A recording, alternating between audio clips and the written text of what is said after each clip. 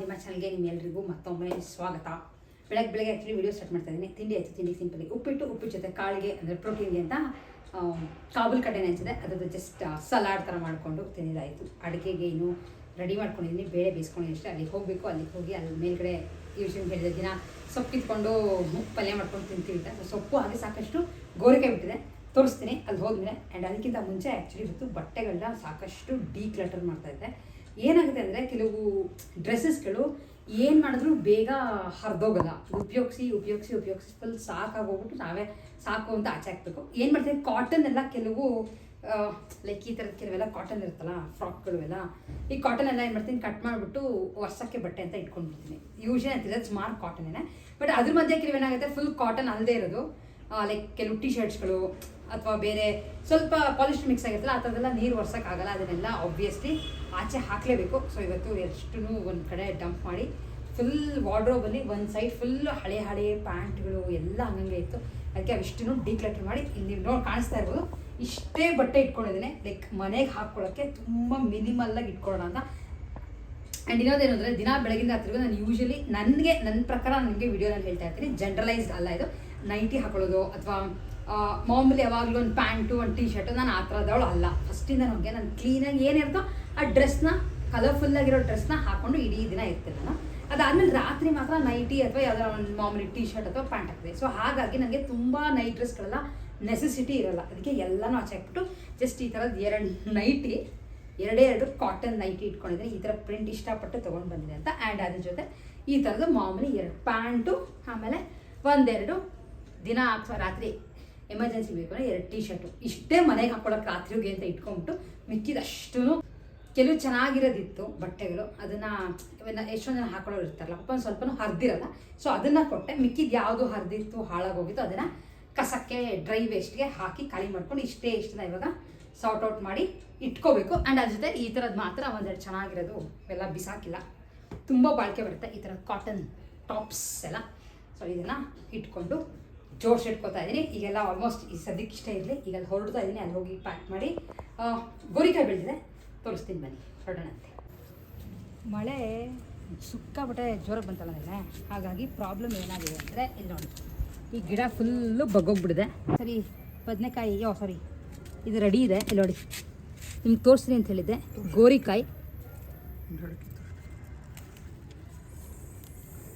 Fresh ಆಗಿದೆ ಗೋರಿಕಾಯಿ. ನೋಡಿ ಇಷ್ಟು ಇದೆ, ಇಲ್ಲೂ ಇದೆ, ಸಿಗುತ್ತೆ ಇವತ್ತು ಸೊಪ್ಪು ಪಲ್ಯಕ್ಕೆ. ಇಲ್ಲೂ ಹಾಗೆ ಬಿದ್ದಿದೆ, ಮತ್ತು ನಿಲ್ಲಿಸ್ಬೋದು. ನೋಡಿ ಚೆನ್ನಾಗಾಗಿದೆ, ಫ್ರೆಶ್ ಆಗಿದೆ.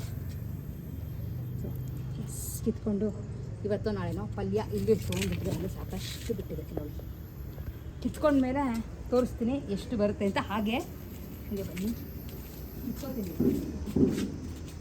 ಇದು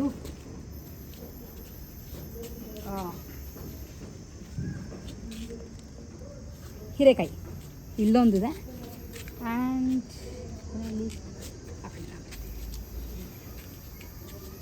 ಇಲ್ಲೊಂದಿದೆ.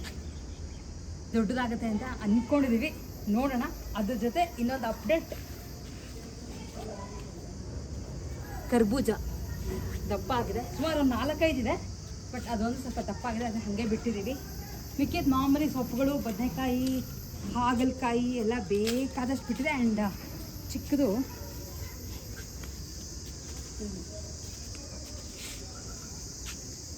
ಇದು ಇಂಡಿಯನ್ ಬ್ರೀಡ್, ಇದು ದಪ್ಪ ಆಗ್ತದೆ.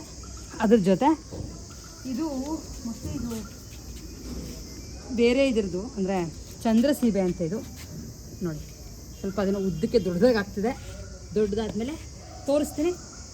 ಹೂ ಕಿತ್ಕೋಬೇಕು, ಬಿಸಿಲು ಲೇಟ್ ಆಗೋಯ್ತಾಗಲೇ ನಾವು ಬಂದಿದ್ದು. ಎಲ್ಲ ಕಡೆ ಹೂ ಬಿಟ್ಟಿದೆ. ಮಲ್ಲಿಗೆ, ಸಾಕಷ್ಟು ದಾಸವಾಳ. ಆಲ್ಮೋಸ್ಟ್ ನನಗೆ ತೋರಿಸಂಗೆ ಅರ್ಧ kg ಗೋರಿಕಾಯಿ ಸಿಕ್ತು. ಸಖತ್ ಫ್ರೆಶ್ ಆಗಿತ್ತು. ನೋಡಿ ಹೂ ಕಿತ್ತಿಟ್ಟಿದ್ದೀನಿ, ಇನ್ನೂ ಇದೆ. ಇನ್ನೂ 1/4 kg ಹಾಗೆ ಇಟ್ಟಿದ್ದೀನಿ, ಫ್ರೆಶ್ ಆಗಿತ್ತಲ್ಲ. ಸೊ ಹಾಗಾಗಿ ಸ್ವಲ್ಪ ಮಾತ್ರ ಹಾಕಿ ಮಾಡ್ತಾಯಿದ್ದೀನಿ. ಆ್ಯಂಡ್ ಸಿಂಪಲ್ಲಾಗಿ ಗೋರಿಕಾಯ್ದು ಕಲಸಿದನ ಅಥವಾ ವಾಂಗಿಬಾತ್ ಥರ ನಮ್ಮಲ್ಲಿ ಎಲ್ಲರಿಗೂ ತುಂಬ ಇಷ್ಟ ಆಗುತ್ತೆ. ಯಾಕೆಂದರೆ ಅದೊಂಥರ ಖಾರ ಖಾರವಾಗಿ ಮಧ್ಯ ಫ್ರೆಶ್ ಆಗಿರೋಂಥ ಗೋರಿಕಾಯಿ ಹುಳಿ ಅಷ್ಟೊಂದು ತಿನ್ನಲ್ಲ. ಇನ್ನೊಂದು ಸ್ವಲ್ಪ ಇಟ್ಟಿದ್ದೀನಿ, ಅದು ಏನಕ್ಕೆ ಗೋರಿಕಾಯಿದು ಮಾಟ್ವಾಡಿ ಪಲ್ಯ ಮಾಡ್ಕೊಳ್ಳೋಣ ಅಂತ. ನಾಳೆ ಅಥವಾ ನಾಡಿದ್ದು ಮನೇಲಿ ಬಿಟ್ಟಿದ್ದಲ್ಲ, ಸೊ ಹಾಗಾಗಿ ಒಂದು ಸ್ವಲ್ಪನೂ ವೇಸ್ಟ್ ಮಾಡೋಕ್ಕೆ ಎಲ್ಲ ಮನ್ಸು ಬರಲ್ಲ. ಆ್ಯಂಡ್ ನಾರೆಲ್ಲ ಅಷ್ಟೊಂದು ಇಲ್ಲವೇ ಇಲ್ಲ, ಸಖತ್ತು ಫ್ರೆಶ್ ಆಗಿದೆ. ಆ್ಯಂಡ್ ಇದು ರೆಸಿಪಿ ಸಿಂಪಲಾಗಿ ತೋರಿಸಿರ್ತಾರೆ. ನನಗೆ ಇಲ್ಲಿ ಕಾಣಿಸ್ತಿರ್ಬೋದು, ಜಸ್ಟ್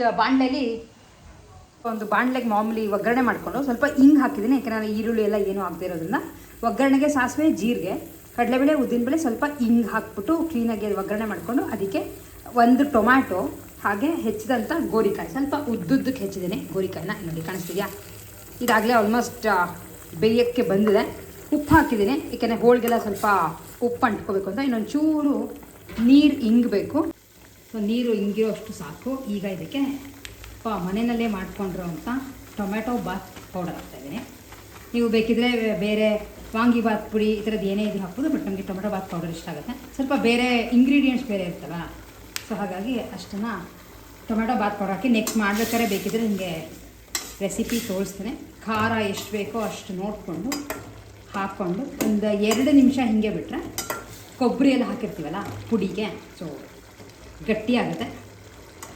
ಬೇಗ ಹಾಕಿದ್ರೆ ಒಂಚೂರು ನೀರು ಜೊತೆ ಖಾರ ಲೈಕ್ ಹೋಳುಗಳಿಗೆ ಹೀರ್ಕೊಳ್ಳುತ್ತೆ. ಸೊ ಇನ್ನೊಂದು 5 ನಿಮಿಷ ಆದಮೇಲೆ ತೋರಿಸ್ತೇನೆ. ಸೊ ಅದು ಆಗ್ತದೆ. ಅದಾಗೋಷ್ಟೊಳಗೆ ಆಲೂಗಡ್ಡೆ ಇತ್ತು, ತುಂಬ ದಿನ ಆಗಿತ್ತಲ್ಲ, ಸೊ ಆಲೂಗಡ್ಡೆ ಬೋಂಡ ಮಾಡೋಣ ಅಂತ ಅಂದ್ಕೊಂಡೆ. ಜಾಸ್ತಿ ಇಲ್ಲ, ಚಿಕ್ಕದು 2 ಆಲೂಗಡ್ಡೆ ಇತ್ತು. ಸೊ ಆಲೂಗಡ್ಡೆ ಬಜ್ಜಿ ಕಟ್ ಮಾಡಿಕೊಂಡು ಇದ್ರದ್ದು ರೆಸಿಪಿ ತುಂಬ ಜನ ಕೇಳಿದ್ರಿ. ಬ್ಯಾಟರ್ಗೆ ಏನು ಹಾಕೋತಿಲ್ಲ ತೋರಿಸಿದ್ದೆ, ಬಟ್ ಕಲಸಿಟ್ಬಿಟ್ಟಿದೆ. ಸೊ ಜಸ್ಟ್ ಏನು ಹಾಕ್ಕೊಂಡಿದ್ದೀನಿ ಅನ್ನೋದನ್ನ ನಿಮಗೆ ಹೇಳ್ತಾಗ್ತದೆ. ಕಡಲೆ ಹಿಟ್ಟು, ಒಂದು ಸ್ವಲ್ಪ ಅಕ್ಕಿ ಹಿಟ್ಟು, ಮೈದಾ ಹಾಕ್ಕೊಳ್ಳೋದು. ಅಕ್ಕಿ ಹಿಟ್ಟು ಹಾಕೊಂಡು ಸ್ವಲ್ಪ ಗರ್ಗರಿಯಾಗಿ ಬರುತ್ತೆ ಅಂತ. ಇಂಗು, ಆಮೇಲೆ ಚಿಲ್ಲಿ ಪೌಡರು, ಆಮೇಲೆ ಸ್ವಲ್ಪ ಉಪ್ಪು, ಹಾಗೆ ಸ್ವಲ್ಪ ಕೊತ್ತಂಬರಿ ಸೊಪ್ಪು ಹಾಕ್ತೀನಿ ನಾನು, ಮೇಲೆ ಬರುತ್ತೆ ಅಂತ. ಆ್ಯಂಡ್ ಇದಕ್ಕೆಲ್ಲ ಎಂತ ಹಿಂಗೆ ಒಂಚೂರು ಜಾಸ್ತಿ ಒಂಚೂರು ಮುಂದೆ ಹಾಕಿದಷ್ಟು ಟೇಸ್ಟ್ ಸಕ್ಕದಾಗಿರುತ್ತೆ. ಇಷ್ಟನ್ನು ಹಾಕಿ ಸ್ವಲ್ಪ ನೀರು ಹಾಕ್ಕೊಂಡು, ತುಂಬ ನೀರು ಅಲ್ಲ ತುಂಬ ಗಟ್ಟಿನೂ ಅಲ್ಲ, ಅಂದರೆ ಈ ಹದಕ್ಕೆ ಕಲ್ಸ್ಕೊಂಡೆ. ಬರೀ ಆಲೂಗಡ್ಡೆ ಎಲ್ಲ ಏನು ಕ್ಯಾಪ್ಸಿಕಮ್, ಈರುಳ್ಳಿ, ಈವನ್ ಪಾಲಕ್ ಸೊಪ್ಪು ಎಲ್ಲ ಹಾಕಿ ಮಾಡ್ಕೊಬೋದು. ನಾನು ಪಾಲಕ್ ಪಕೋಡ ಮಾಡೋಣ ಅಂದ್ಕೊಂಡೆ, ಬಟ್ ಆಲೂಗಡ್ಡೆ ಹಾಳಾಗಿ ಹೋಗ್ತಿತ್ತು, 2 ಇತ್ತು ಚಿಕ್ಕದು ಅಂತ. ಸೊ ಜಸ್ಟ್ ಸಿಂಪಲಾಗಿ ಆಲೂಗಡ್ಡೆ ಬೋಂಡ ಇಲ್ಲ, ಇಷ್ಟು ಗಟ್ಟಿ ಬಂದರೆ ಸಾಕು. ಈ ಕಡೆ ಅನ್ನಕ್ಕೆ ಇಟ್ಟಿದ್ದೀನಿ, ಅನ್ನ ಉದ್ರಾಗಿ ಮಾಡಿಕೊಂಡು ಜಸ್ಟ್ ಹಾಕ್ಬಿಟ್ಟು ಕಲಸಿದ್ರೆ ಗೋರಿಕಾಯಿ ವಾಂಗಿಬಾತ್ ರೆಡಿ. ಮಾಡಿ ನೋಡಿ, ಸಕ್ಕತ್ತಾಗಿರುತ್ತೆ. ಆ್ಯಂಡ್ ನಮ್ಮ ಸ್ವಲ್ಪ ಇರುತ್ತೆ ಎಕ್ಸ್ಟ್ರಾ ಸ್ಪೆಷಲ್, ಯಾಕೆಂದರೆ ಮನೇಲಿ ಬಿಟ್ಟಿರೋ ಗೋರಿಕಾಯಿ. ಇಲ್ಲಿ ಬ್ಯಾಟರ್ ರೆಡಿ ಮಾಡಿ ಇಟ್ಕೊಂಡಿದ್ದೀನಿ. ಇದೇನಿಲ್ಲ, ಜಸ್ಟ್ ಅದ್ದದು ಒಂದೊಂದೇ.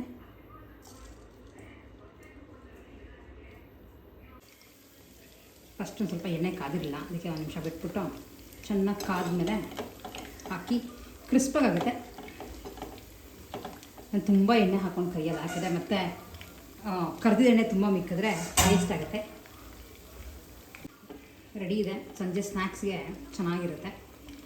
ಸ್ವಲ್ಪ ಕರ್ದಿದ್ದು ಒಂದ್ಸಿನವೇ ವೀಕೆಂಡಲ್ಲಿ ಯಾವಾಗ ಬೇಕು ಅಂದರೆ ಚೆನ್ನಾಗಿರುತ್ತೆ. ಮಾಡಿ ಟ್ರೈ ಮಾಡಿ ನೋಡಿ. ಇದು ಮಾಡಿರುವಂಥ ಗೋರಿಕಾಯಿ ಕಲಸಿದ್ದನ್ನು ಸ್ವಲ್ಪ ಟೇಸ್ಟಿಯಾಗಿದೆ, ಉಪ್ಪು ಖಾರ ಹದವಾಗಿದೆ.